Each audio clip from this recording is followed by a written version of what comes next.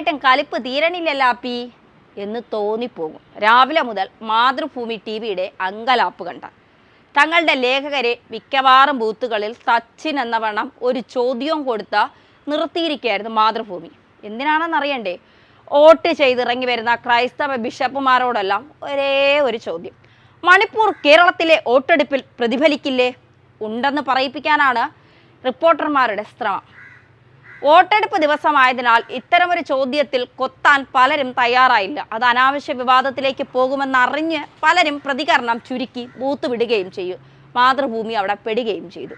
ഏറെ കഷ്ടപ്പെട്ട് ഒരാളെ കിട്ടി: തൃശൂർ രൂപതാ ബിഷപ്പ് ആൻഡ്രൂസ് താഴത്തിന്.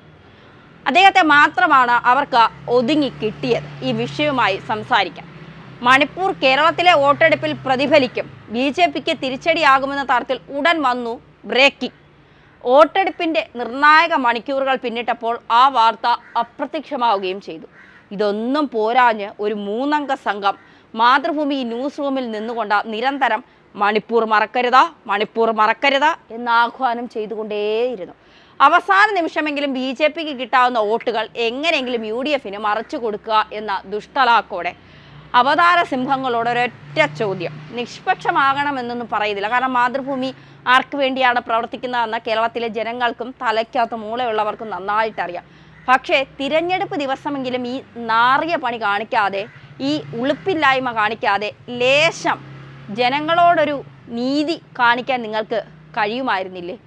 കേരളത്തിലെ നമ്പർ 1 അവതാര സിംഹങ്ങളെന്നല്ല അവകാശപ്പെടുന്ന പലരും അക്കൂട്ടത്തിലുണ്ട്. അവരോടാണ് ഈ ചോദ്യം. എന്തായാലും നടക്കട്ടെ. ജൂൺ 4-ന് അറിയാം നിങ്ങൾ വിചാരിച്ച ഈ ദുഷ്ടലാക്ക് ഫലിച്ചോ ഇല്ലയോ എന്നുള്ളത്.